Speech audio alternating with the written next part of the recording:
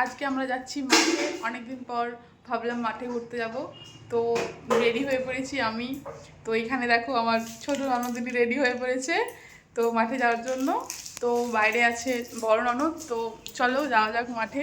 তো মাঠে কি করি, কি মজা করি, চলো দেখতে থাকো তোমরা।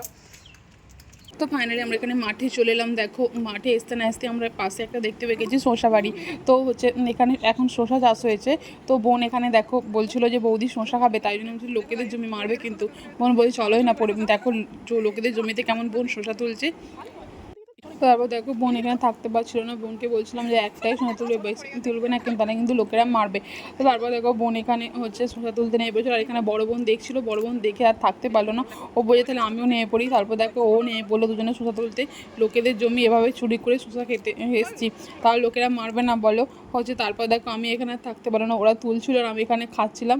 এটা ঠিক বলো যে ওরা তুলছে আমি খাচ্ছি।